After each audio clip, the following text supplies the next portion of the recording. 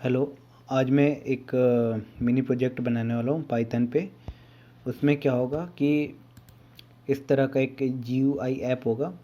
उसमें यूज़र जो है किसी पर्सन की डिटेल्स डालेगा, जैसे name, age, mobile number, email ID और जेंडर, और फिर सबमिट बटन पर क्लिक करेगा और जो पर्सन की डिटेल्स हैं वो सारी MySQL डेटाबेस में जाके स्टोर हो जाएगा। ठीक है, तो वो ऐप बनाने के लिए हमें दो मॉड्यूल्स का ज़रूरत पड़ेगा पाइथन में। पहला तो है TK इंटर और दूसरा है MySQL डॉट कनेक्टर। जो TK इंटर है ये पाइथन में GUI ऐप्स बनाने के लिए यूज़ होता है, और जो MySQL डॉट कनेक्टर है पाइथन और MySQL के बीच में कनेक्शन इस्टेब्लिश करता है वो।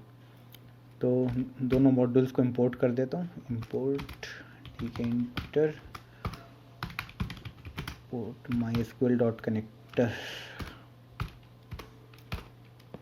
दोनों मॉड्यूल्स इंपोर्ट हो चुके हैं और अब मैं विंडो का एक फ्रेम बना लेता हूँ। ठीक है, और उसका नाम कुछ भी रख सकता हूँ। यहाँ पे मैं विन नाम रख रहा हूँ, विन। और उसके लिए TK इंटर मॉड्यूल का TK फंक्शन यूज़ होगा, TK इंटर डॉट TK। देखिए पाइथन जो है केस सेंसिटिव लैंग्वेज है। ठीक है, तो इसमें अगर आप यहाँ पे स्मॉल t लिखेंगे तो फिर वो काम नहीं करेगा, एरर आ जाएगा। और अभी इसको देखिए मैं रन करके दिखा देता हूँ। देखिए प्रोग्राम रन होकर ख़त्म हो गया, लेकिन हमें विंडो नहीं दिखा। वो इसलिए क्योंकि वो विंडो आया और इमीडिएटली बंद हो गया। अब उसको रोके रखने के लिए मेन लूप मेथड का यूज़ होगा, विन डॉट मेन लूप। अभी देखिए, अभी रन करता हूँ, देखिए विंडो बन चुका है हमारा। ठीक है, अब इसका साइज और टाइटल सेट कर देते हैं। तो उसके लिए साइज सेट करने के लिए ज्योमेट्री मेथड यूज़ होता है, विन डॉट ज्योमेट्री। और मैं 500 बाई 500 का करता हूँ। ठीक है, साइज सेट कर दिया। और देखिए ध्यान रखिए जो है स्मॉल x होगा। अगर आप कैपिटल X लिखेंगे या फिर एस्ट्रिक्स लगाएंगे तो फिर वो काम नहीं करेगा, एरर आ जाएगा।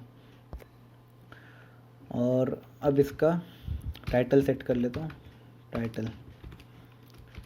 इसमें पर्सन रजिस्ट्रेशन पोर्टल लिख देता हूँ, पर्सन रजिस्ट्रेशन पोर्टल। अब देखिए, अब इसको रन करता हूँ। इसका देखिए साइज सेट हो गया और टाइटल भी सेट हो गया। अब इसमें देखिए, इसमें 6 लेबल लगे हुए हैं। ये देखिए 6 लेबल्स हैं और 5 एंट्री बॉक्सेस हैं और एक बटन है। ठीक है, तो अभी मैं इसमें लेबल्स ऐड कर देता हूँ और सारे लेबल का नाम ऐसे L1 L2 L3 L4 L5 L6 ऐसे रखता हूँ। लेबल के लिए TK इंटर मॉड्यूल का लेबल मेथड यूज़ होता है। इसमें भी देखिए L कैपिटल रहेगा और इसमें विंडो का नाम विन है और टेक्स्ट इक्वल टू, इसको कॉपी पेस्ट कर लेता हूँ ताकि जल्दी हो जाए।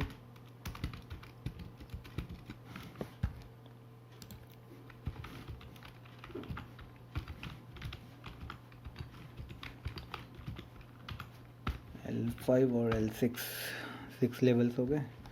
और टेक्स्ट में यूज पर्सन डिटेल्स और नेम और एज,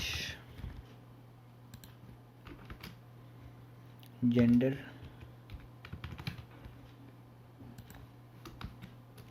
और ईमेल और मोबाइल नंबर। अब देखिए मैं इसको रन करूँगा तो एक भी लेबल नहीं दिखेगा। लेबल बना तो दिया लेकिन एक भी दिखेगा नहीं। देखिए एक भी लेबल नहीं दिख रहा है, क्योंकि देखिए TK इंटर में 3 लेआउट मैनेजर्स होता है। एक होता है प्लेस, एक होता है पैक और एक होता है ग्रिड। देखिए जो ये फॉर्म है, ठीक है आपका, मैं पहले इसको रन करके दिखाता हूँ। ये आपका पूरा जो TK इंटर का जो विंडो है, इसको अगर आप कोऑर्डिनेट ज्योमेट्री मान लें तो एक्स एक्सिस और वाई एक्सिस के फॉर्म में अगर आपको ये विजेट रखने हैं तो उसके लिए आप प्लेस मेथड यूज़ कर सकते हैं। और पैक मेथड में अगर हॉरिजॉन्टली या वर्टिकल फॉर्म में अगर आपको अरेंज करने हैं सारे अपने विजेट्स जो हैं तो उसके लिए आप पैक मेथड यूज़ कर सकते हैं। और अगर आपको रो और कॉलम फॉर्म में अगर विजेट को रखना है तो उसके लिए ग्रिड मेथड यूज़ होता है। तो देखिए यहाँ पे रो और कॉलम वाइज रखना ज़्यादा अच्छा रहेगा। तो यहाँ पे L1 dot grid method use करूँगा और इसमें आपको रो और कॉलम स्पेसिफाई करना पड़ेगा।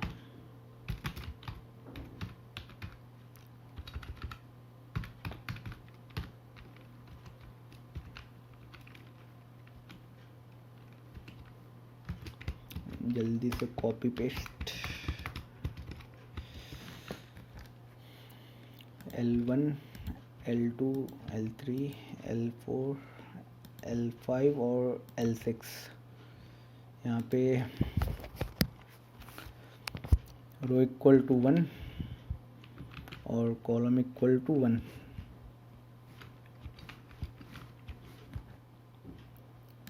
देखिए यहाँ पे ना सबका जो कॉलम है वो तो 1 ही रहेगा, बस रो 1 से लेके n तक जाएगा।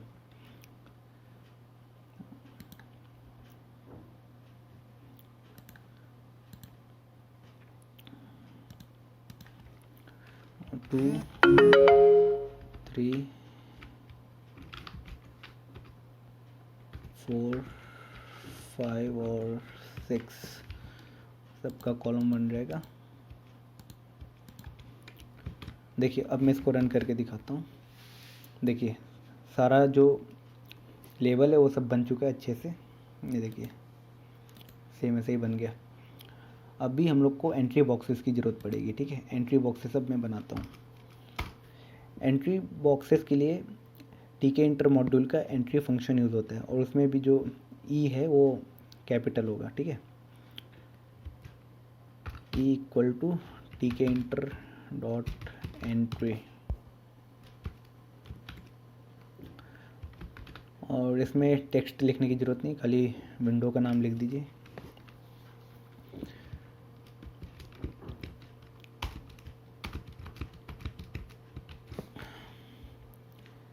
यहाँ पे देखिए हमें 5 एंट्री की ज़रूरत है, ठीक है।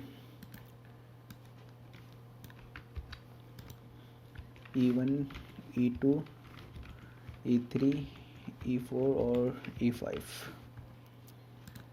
अब सारे एंट्री को हम ये ग्रिड मेथड यूज़ करके और विंडो पे शो करेंगे, ठीक है। E1 dot grid row equal to column. देखिए सबका कॉलम इसमें 2 रहेगा, ठीक है। इसमें कॉलम सबका 2 रहेगा और जो रो है वो 2 से लेके n तक जाएगा।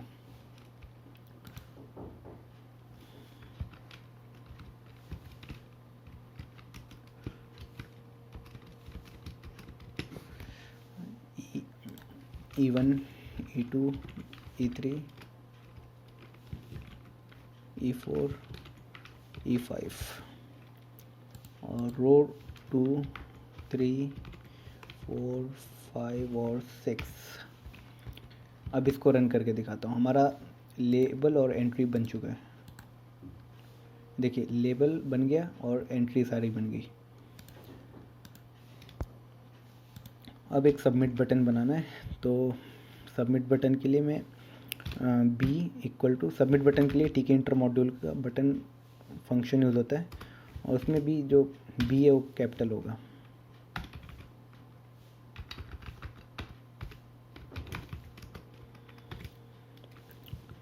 और इसमें जो टेक्स्ट लिखेंगे वो होगा, ये देखिए यहाँ पे विन पास कर दें जो कि हमारा विंडो का नाम है, और टेक्स्ट में लिखेंगे सबमिट हेयर। और ये काम क्या करेगा, उसके लिए कमांड आर्गुमेंट यूज़ होगा, कमांड रजिस्ट्रेशन।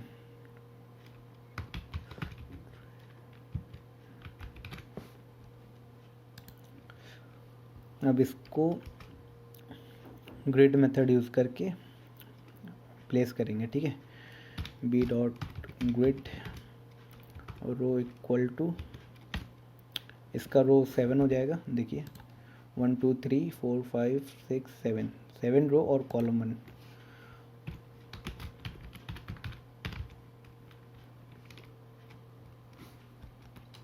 अब इसको रन करते हैं। रजिस्ट्रेशन तो हमने डिफाइन ही नहीं किया, यहाँ पे रजिस्ट्रेशन डिफाइन करेंगे। डेफ रजिस्ट्रेशन,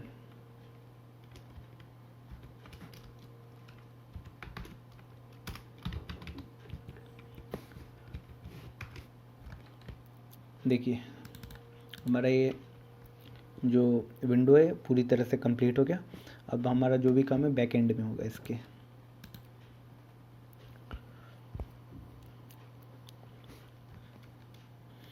अब सबसे पहले हमें डेटाबेस कनेक्ट करना है, ठीक है। डेटाबेस के लिए हमने ये मॉड्यूल यूज़ किया mysql.connector। अब हमें एक वेरिएबल बनाना है जो कि हमारे कनेक्शन को स्टोर करेगा, ठीक है। मैं कन नाम से CON नाम से एक टेम्प्रोरी ऐसे वेरिएबल एक बना लेता हूँ, और mysql.connector मॉड्यूल का कनेक्ट फंक्शन यूज़ करना है। और इसमें जो आर्गुमेंट्स होंगे वो होस्ट होगा, यूज़र होगा, पासवर्ड होगा और डेटाबेस होगा, ठीक है। होस्ट इक्वल टू मेरा जो डेटाबेस है वो मैं अपने कंप्यूटर पे स्टोर करूँगा, तो मैं लोकल होस्ट ले रहा हूँ। और अगर आपका जो डेटाबेस है वो रिमोट सर्वर पे है तो आपको उस सर्वर का IP एड्रेस डालना होगा। और यूज़र इक्वल टू मेरा यूज़र रूट है, और पासवर्ड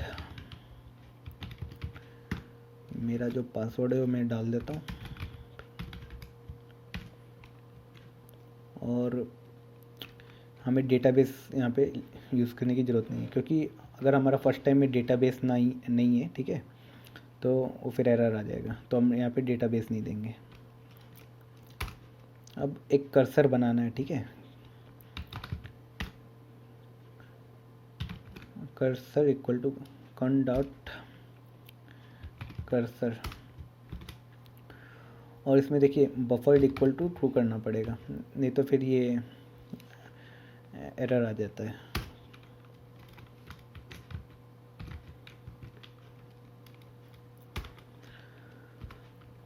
देखिए हमने कनेक्शन बना लिया और एक कर्सर बना लिया, ठीक है।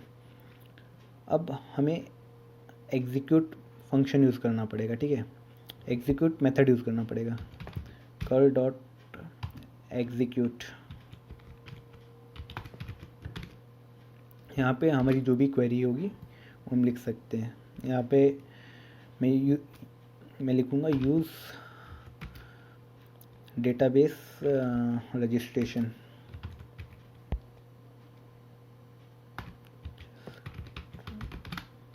यूज़ रजिस्ट्रेशन, ठीक है।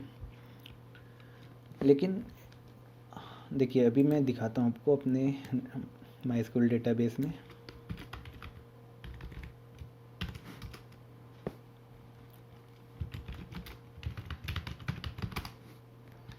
देखिए यहाँ पे रजिस्ट्रेशन नाम का कोई डेटाबेस ही नहीं है, तो यहाँ पे ट्राई करेगा यूज़ करने का रजिस्ट्रेशन, ठीक है। यहाँ पे एरर आ जाएगा, ट्राई करेगा रजिस्ट्रेशन यूज़ करने के लिए, और अगर रजिस्ट्रेशन नाम का कुछ इसे डेटाबेस ना मिले तो ये क्या करेगा, एक्सेप्ट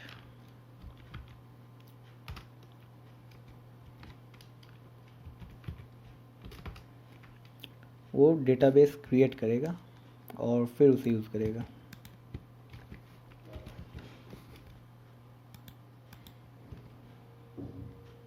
क्रिएट डेटाबेस रजिस्ट्रेशन और फिर यूज़ करेगा रजिस्ट्रेशन, ठीक है।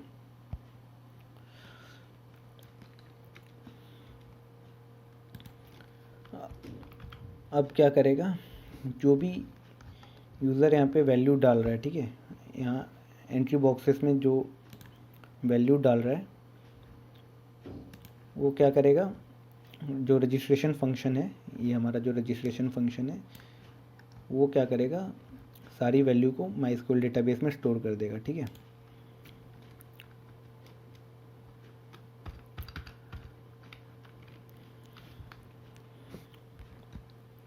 तो सबसे पहले हमें टेबल बनाना पड़ेगा, ठीक है।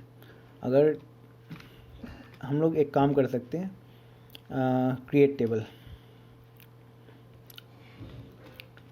तो कर्सर डॉट एग्जीक्यूट क्रिएट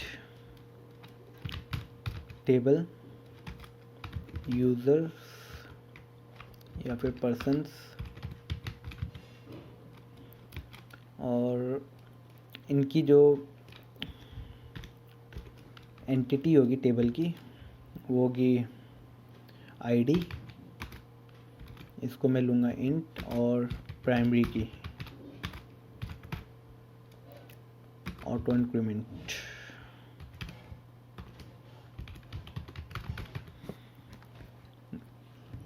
देखिए जो इनका आईडी होगा ना, ये प्राइमरी की होगा और ये ऑटो इंक्रीमेंट होगा, यूज़र को एंटर करने की ज़रूरत नहीं है आईडी, ये अपने आप एक एक करके बढ़ता रहेगा, 1 से लेके n तक चल जाएगा जैसे जैसे यूज़र इसमें डेटा स्टोर करेगा।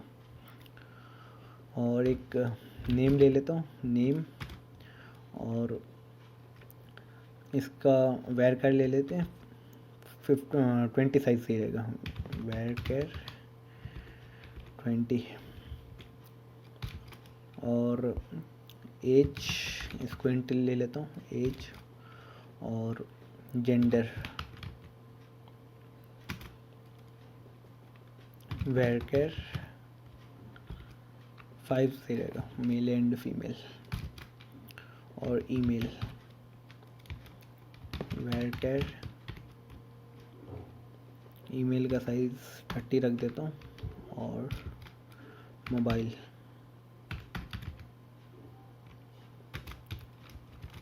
वैरकर 10, मोबाइल नंबर जो होता है 10 डिजिट्स का होता है, तो 10 साइज का रख दिया।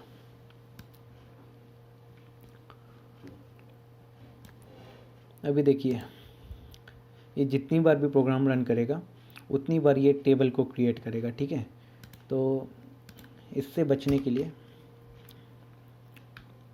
हम क्या करेंगे, ट्राई करेंगे पर डॉट एग्जीक्यूट, हम ट्राई करेंगे टेबल डिस्क्राइब करने के लिए, ठीक है। डिस्क्राइब पर्सन, अगर पर्सन्स नाम का अगर टेबल ये डिस्क्राइब ना कर पाए, एरर आए, तो फिर ये टेबल क्रिएट कर देगा पर्सन्स नाम का, ठीक है। एक्सेप्ट,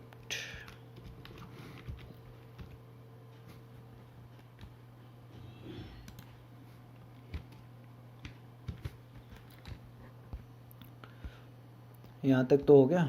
अब रजिस्ट्रेशन को डिफाइन करते हैं, ठीक है। रजिस्ट्रेशन क्या करेगा, देखिए रजिस्ट्रेशन करेगा, ये एग्जीक्यूट करेगा क्वेरी, ठीक है, और वो इंसर्ट इनटू पर्सन्स और उसका पूरा डेटा, यहाँ पे स्ट्रिंग फॉर्मेटिंग यूज़ करूँगा, इंसर्ट इनटू पर्सन्स, और यहाँ पे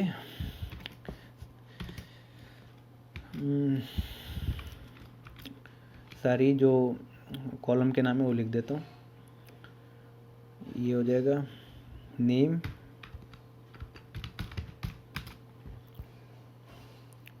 और एज, जेंडर और ईमेल और मोबाइल।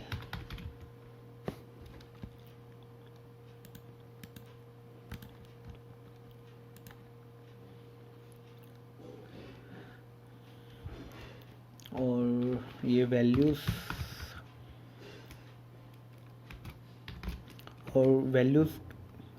देखिए, इसकी हमने जो यहाँ पे एंट्री में जो भी हमने डेटा डाला, ठीक है, उसको लेने के लिए गेट मेथड यूज़ होगा, ठीक है। तो e2 डॉट गेट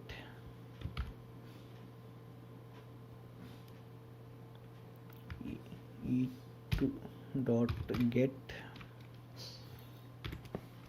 और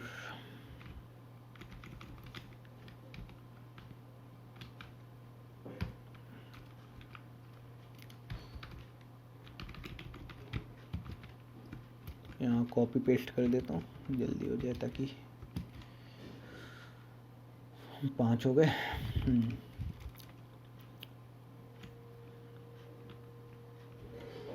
E2, E3, E4, E5 और E6।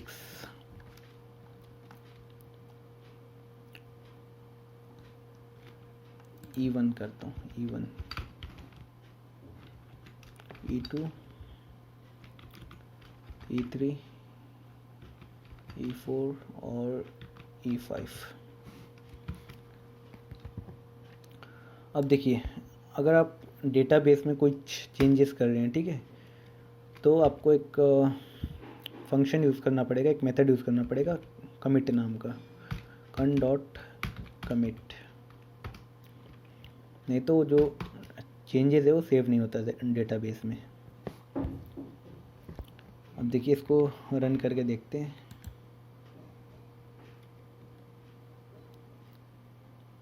देखिए, अभी देखिए यहाँ पे रजिस्ट्रेशन नाम का कोई डेटाबेस नहीं था। अभी देखते हैं, देखिए इसने एक रजिस्ट्रेशन नाम का एक डेटाबेस बना दिया और यूज़ रजिस्ट्रेशन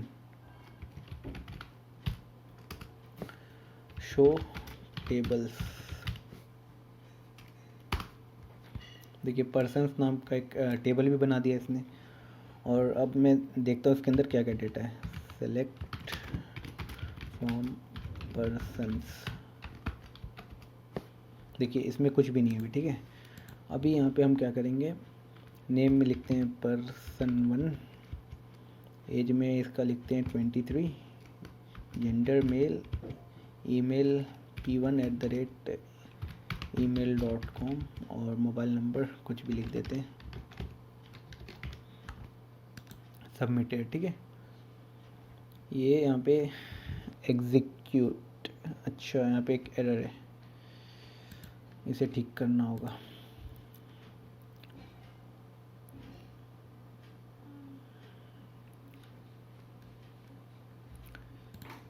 एग्जीक्यूट, अब इसको रन करता हूँ। P1 age 23, gender male, email p1@email.com, mobile number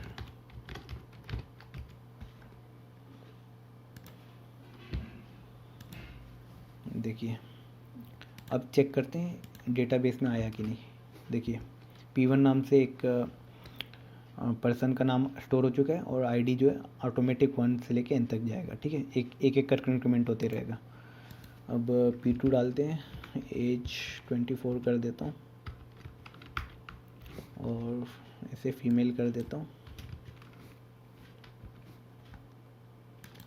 P2 और 2 सबमिटेड।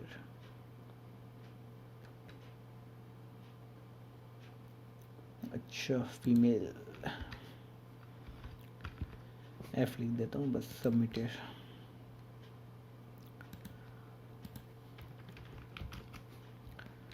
देखिए ये भी स्टोर हो चुका है। और इसको ये ना यहाँ पे यहाँ पे एक्चुअली ना ये मेल जो होता है ये 5 वर्ड्स का था, तो हमने वैरकर 5 लिया था, एक्चुअल में 6 लेना था क्योंकि फीमेल के लिए 6 हो जाता। तो वो कर लीजिएगा आप लोग, ठीक है। और ये हमारा जो कोड है सक्सेसफुली बन चुका है।